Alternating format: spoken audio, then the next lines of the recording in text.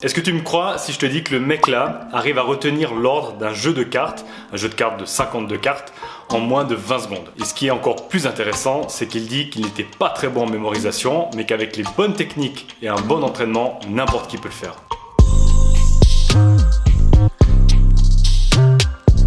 Alors soyons tout de suite clairs, c'est pas du tout le but de cette vidéo d'être autant bon que ce gars-là en mémorisation. D'ailleurs je ne saurais même pas comment vous expliquer ça car moi-même je ne suis pas un expert de mémorisation. Je suis simplement un ancien étudiant qui a dû mémoriser plein de choses. Et je sais pas toi, mais moi ce que j'observe c'est que d'un côté, il y a les champions de la mémorisation, des mecs qui arrivent à retenir des choses extraordinaires en très peu de temps. Il y a aussi toute la littérature scientifique.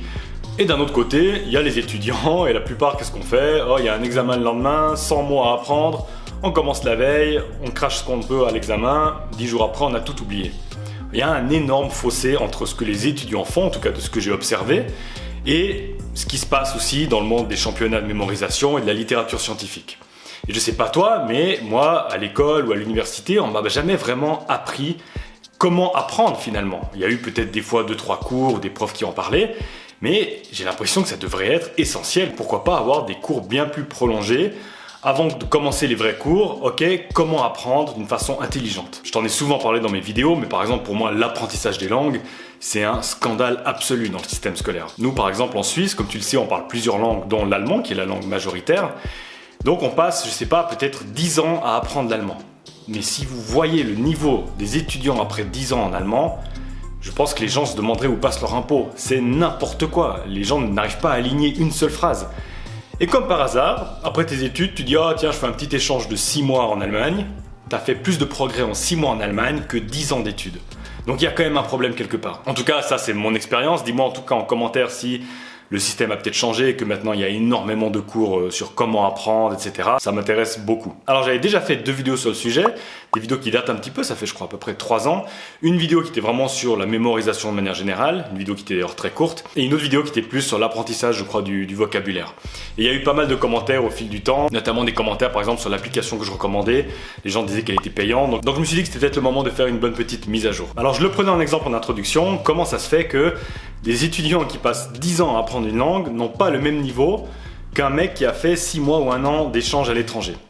Et moi, chaque fois que j'essaie d'apprendre quelque chose de nouveau ou d'analyser quelque chose, j'essaie de me dire, mais fondamentalement, qu'est-ce qu'il y a de différent entre apprendre 10 ans une langue ou être 6 mois dans un autre pays? Qu'est-ce qui fait que quand tu es 6 mois dans un pays, il y a une telle différence et que quelqu'un qui était très mauvais en langue arrive à avoir un super bon niveau? Et selon moi, selon mon expérience et aussi avec les recherches que j'ai faites sur les méthodes qu'utilisent les champions de mémorisation, à nouveau, je ne suis pas un expert de mémorisation, mais j'essaie aussi de combiner les deux pour voir qu'est-ce qui fonctionne le mieux.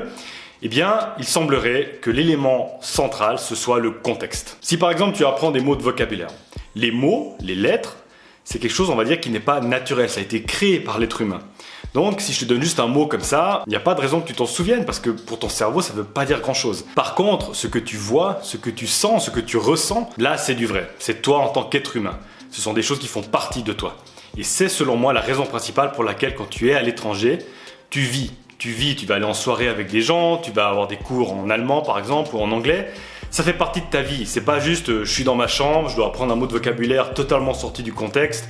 Là, il n'y a aucun contexte. Par contre, quand tu vis dans une ville, que tu vis avec des gens, que tu es en soirée, il y a tout un contexte. Donc c'est normal que tu te rappelles plus facilement de tout ce que tu vas entendre, tout ce que tu vas voir, tout ce que tu vas ressentir. Et ça va te créer de véritables souvenirs et ces souvenirs-là sont beaucoup plus faciles à se rappeler. Donc en partant de ce point-là, on va essayer de voir différentes étapes afin de, on va dire, créer plus ou moins la méthode parfaite pour se rappeler de n'importe quoi. La première étape, c'est de créer des connexions.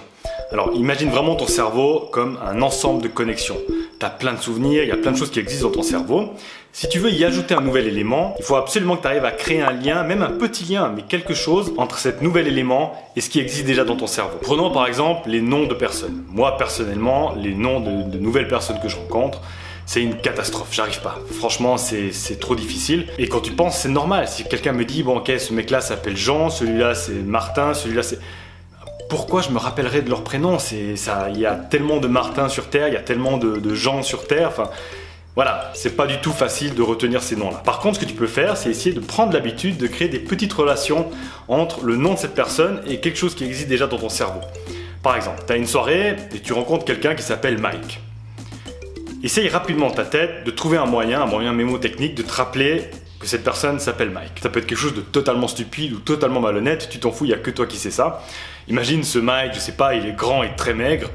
Dans ta tête, tu te dis, ouais, ce gars-là, en tout cas, c'est pas Mike Horn. Hein. C'est totalement bête, mais voilà, 2 ans après, tu as rencontré plein d'autres personnes, tu revois ce mec-là. Ah oui, je me rappelle le grand Mike, voilà. Un autre arrive, il appelle Jean, il fait que de sourire bêtement, tu te dis dans ta tête, je sais pas, ce mec-là, il est un peu trop gentil. À nouveau, c'est totalement stupide, mais je vous jure que ça marche. Si tu te dis juste, ok, celui c'est Jean, lui c'est Mike, après tu rencontres encore 10 autres personnes, ça va être pas évident de te rappeler. Par contre, prends l'habitude de faire ça rapidement. Tu peux pas, pendant que tu rencontres de nouvelles personnes, arrêter tout le monde, dire ah, attendez, je dois juste trouver un moyen. Ok, ce gars-là, il est très moche, hein, il s'appelle Frank, ouais, Frankenstein, ouais, ok, next, non. Enfin voilà, l'important c'est que tu arrives à créer rapidement une petite liaison entre ce qui existe déjà dans ton cerveau et le nouvel élément qui vient s'y ajouter. Le deuxième élément qu'on va ajouter, c'est de transformer tout ce qui est en 2D, enfin tout ce qui est des mots, tout ce qui n'a pas vraiment de contexte, en 3D. L'être humain est très mauvais pour se rappeler les numéros de téléphone, les prénoms, etc. Par contre, il a une très bonne mémoire visuelle et spatiale. Donc le but à nouveau, c'est de se rapprocher le plus possible de la vraie vie. Un mot, c'est pas la vraie vie, ça a été créé par les êtres humains. Toi, tu essayes de le créer en un objet 3D, en quelque chose qui existe. Un exemple tout bête, par exemple, c'est les clés. Les clés, on sait jamais où on les met. C'est d'ailleurs assez logique puisque les clés, finalement, tous les jours, on va les mettre quelque part. Donc on a dans notre cerveau des milliers de souvenirs d'avoir posé les clés quelque part. Un truc que tu peux faire et que recommandent certains experts de la mémorisation, c'est quand tu poses les clés, prends juste l'habitude de te rappeler le contexte qui entoure la clé. Dis-toi par exemple, ok, je mets les clés là, je mets ces clés sur une table en bois, qui a un aspect un peu rugueux, et derrière il y a une photo de famille. Voilà. Simplement. Le lendemain, tu sais plus où tu as mis tes clés, tu te rappelles de la surface un peu rugueuse, la photo, ah oui, c'est bon, j'ai mis sur la table d'entrée. Donc voilà, petite habitude à prendre qui peut vraiment faciliter la vie. Donc maintenant, on a une connexion, on a quelque chose en 3D. La vraie vie, elle est animée, elle n'est pas statique, donc on va essayer d'animer notre souvenir. Et d'ailleurs, j'ai découvert que les experts de la mémorisation, ou les gars qui font des concours de mémorisation, utilisent beaucoup ça. Ils utilisent ce qu'ils appellent le palais de la mémoire. En fait, les mecs, à partir de n'importe quoi, vont réussir à se créer des histoires avec des objets dans une salle qu'ils connaissent, par exemple. Et avec ça, ça leur permet de se souvenir de tout. Le gars que je vous ai parlé en introduction, qui s'appelle d'ailleurs Alex Mullen, eh bien c'est exactement ça qu'il fait. Je ne veux pas aller en détail dans la technique qu'il a pour mémoriser les cartes, c'est pas mon boulot et c'est pas du tout le sujet de la vidéo, mais pour faire très simple, il va associer chaque carte à un mot, ces mots-là, il va les intégrer dans son palais de la mémoire avec une histoire, et c'est ça qui fait qu'en 20 secondes, il arrive à créer une histoire folle et qu'il arrive ensuite à retrouver l'ordre des cartes. On peut prendre un exemple un petit peu plus simple, par exemple les listes de courses. Tu as par exemple une liste de courses, tu dois acheter des pommes, du produit vaisselle, du lait, des céréales, du papier toilette et de la farine. Alors tu dois te rappeler de ces 6 choses-là. Alors là, c'est juste un exemple tout simple pour illustrer. Mais ce qu'on va faire, c'est qu'on va utiliser ces 6 éléments-là, les intégrer dans notre palais de la mémoire, afin de créer en fait une histoire animée et ainsi se souvenir de la liste beaucoup plus facilement. Alors imaginons qu'on rentre chez nous, quand on ouvre la porte, eh bien on voit en fait un groupe d'enfants qui sont en train de jouer avec des pommes. On est un petit peu étonné, mais bon, bref, on se dirige vers la cuisine, là, bam, on tombe par terre. Les enfants qui jouaient avec les pommes avaient mis du produit vaisselle pour nous faire un petit prank. On est un petit peu énervé, mais bon, on se relève, on entre dans la cuisine, on a un peu faim, donc on ouvre le frigo. Et là, il y a des litres et des litres de lait qui se renversent sur nous. On est totalement recouvert de lait, on ne comprend rien à ce qui se passe. Mais bon, on se dit que bon, tant qu'à faire, profitons de ce lait, on verse du céréal sur notre corps et on commence à manger. Une fois fini, on se dirige vers la chambre. Et là, tu ouvres ta porte et tu vois tes parents qui ont recouvert toute la chambre de papier toilette. Et ils sont affalés sur leur lit en train de manger de la farine. Alors, avant que tu me prennes pour un fou, je t'expliquerai pourquoi j'ai fait une histoire autant folle. Mais voilà, c'est une histoire où je me suis pas pris la tête. Évidemment, je l'ai créée en faisant le script de la vidéo, mais réellement, c'est une histoire que j'ai inventée en quelques secondes. J'ai pas vraiment réfléchi. Et évidemment, c'est juste pour illustrer. Une liste de courses, tu peux aussi la noter sur un papier, et puis voilà. Mais c'était juste pour illustrer cette technique, parce que si je t'avais donné juste les 6 éléments à te rappeler, dans 5 heures de temps, tu es au magasin. Honnêtement, je suis pas sûr que tu te souviens des 6 choses. Par contre, maintenant, essaye de faire le test dans quelques jours, tu essaies de te rappeler de mon histoire. Honnêtement, ok, voilà, les enfants, ok, les pommes, ah oui, les produits vaisselle, je suis tombé, j'ai ouvert le lait, évidemment, j'ai mis les céréales. Dans la chambre, c'était complètement fou, le PQ, et la farine, pourquoi ils mangeaient de la farine, voilà, les 6 éléments. Je suis certain que dans 3 jours, tu te rappelles de l'histoire. Et donc, cette histoire complètement folle m'amène au 5e point.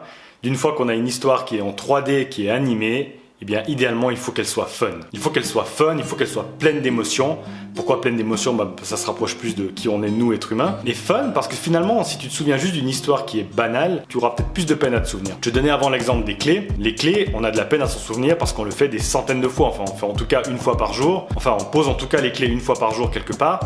Et donc, c'est mêlé dans la masse. Et donc, te rappeler d'un instant précis quand tu as posé les clés, c'est quasiment mission impossible parce que la base de données dans ton cerveau elle est beaucoup trop grande. On se souvient plus facilement des événements qui sont spéciaux, qui sont exceptionnels.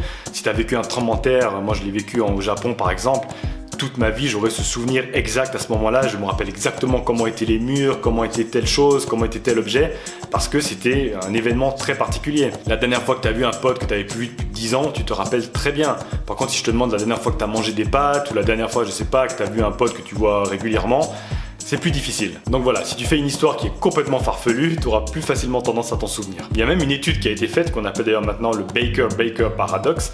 Comme tu le sais, Baker en anglais ça veut dire le boulanger. Et l'étude était très simple. Ils ont montré une photo d'un mec à plusieurs personnes. À certaines personnes, ils disaient, ok, cette personne-là s'appelle Monsieur Baker, Mr. Baker. Et aux autres personnes, ils ont simplement dit que cette personne-là était un baker, était un boulanger. Et ils ont demandé plusieurs jours plus tard à toutes les personnes s'ils se souvenaient de quelque chose à propos de cette photo. Et les gens auxquels on avait dit qu'il était boulanger se souvenaient beaucoup plus de cette information-là que les gens auxquels on avait simplement dit qu'il s'appelait Monsieur Baker. Et ça, selon les scientifiques, c'est simplement parce qu'on associe beaucoup plus de choses quand on dit que cette personne-là est boulanger. On va peut-être juger la personne, on va peut-être imaginer les odeurs du pain, le gars qui est en train de travailler dans sa boulangerie, tandis que le gars qui s'appelle juste Monsieur Baker, bon voilà, c'est juste une information basique. Si on fait pas les moyens mémotechniques qu'on a vu juste avant, il n'y a pas forcément de raison qu'on s'en souvienne. Mais à nouveau, avec les recherches que j'ai fait sur cette vidéo, je me suis rendu compte que les champions de mémorisation, c'est exactement à ça qu'ils sont bons. Ils arrivent à passer de simples mots, de simples lettres, de chiffres, à une véritable histoire. Et en fait, pour beaucoup de ces champions-là, ils le disent, c'est pas forcément une course à qui a le meilleur cerveau, c'est surtout une course à qui a les meilleures techniques. Donc voilà, le but maintenant, c'est d'essayer de mettre tous ces éléments ensemble. Tu n'arriveras pas toujours à le faire, mais si tu arrives à mettre tous ces éléments-là ensemble, franchement, c'est le top. Et pour illustrer ça, on va faire un petit exercice que j'aimerais que tu fasses avec moi. Alors j'ai pris 2 mots en anglais. Alors bon, si tu as déjà un très bon niveau d'anglais, tu connais peut-être certainement ces mots, mais j'ai quand même essayé de prendre des mots pas trop connus, on va dire, à mon avis. Et ce qu'on va faire, c'est que pour le premier mot, je vais te donner le moyen mémotechnique que moi, j'ai utilisé pour apprendre ce mot. Et pour le deuxième mot, je vais simplement te donner la traduction et ensuite on va passer à la suite de la vidéo. Ce que tu vas faire, c'est que tu vas juste noter ces 2 mots-là sur un papier uniquement en anglais. Et dans 3 jours, tu vas reprendre ces 2 mots en anglais et tu vas essayer de te rappeler la traduction. Le premier mot, c'est to scoff at. To scoff at, ça veut dire se moquer d'eux, se moquer de quelqu'un. To scoff at somebody. Ce mot-là, personnellement, je l'avais mis sur des flashcards et je crois que j'avais passé un mois, j'arrivais pas à me souvenir parce que scoff, je me disais mais il n'y a aucun lien avec le français, comment, enfin j'arrivais pas. Et tout à coup je me suis fait une petite histoire vraiment stupide mais du jour au lendemain c'était bon. Et je m'étais dit bon voilà, alors il faut que je trouve quelque chose, scoff, ok, scout, les scouts, alors imagine que je suis en train de faire les scouts. Et F, il y a des scouts qui sont en train de se foutre de moi. Donc ils se moquent de moi, scoff. C'est un exemple tout bête, un truc que j'ai trouvé en quelques secondes, mais personnellement ça a fonctionné. Et le deuxième mot que je vais te donner, mais tu vas pas trop réfléchir à ce mot-là, tu vas simplement le noter et ensuite on n'en parle plus. Tu verras dans 3 jours si tu t'en souviens. C'est le mot to yield. To yield, ça veut dire rapporter, notamment au sens de la rentabilité. Donc voilà, tu me diras dans les commentaires si ça a fonctionné. Après, bon là il y a le contexte de la vidéo, donc peut-être que tu t'en souviendras plus facilement, mais en tout cas, essaye pour toi de toujours utiliser cette technique-là, je pense que c'est une bonne technique. Donc voilà, dans cette première partie, on a vu, à mon avis, une superbe approche pour se rappeler facilement des choses qu'on apprend. Après, nous, le but, c'est pas de faire un championnat de mémorisation. Nous, le but, c'est de retenir les choses à long terme. Et donc, dans la deuxième vidéo, on abordera le thème notamment de la répétition. Comment faire pour vraiment ancrer ces mots dans notre cerveau afin que dans 5, 10 ou même pourquoi pas 30 ans, on s'en souvienne. Donc on verra plusieurs outils, certaines applications qui facilitent justement ces méthodes de répétition. Et en attendant, n'oublions pas, progresser ne se fait pas avec une grande révolution, mais à coup de petits changements. Ciao!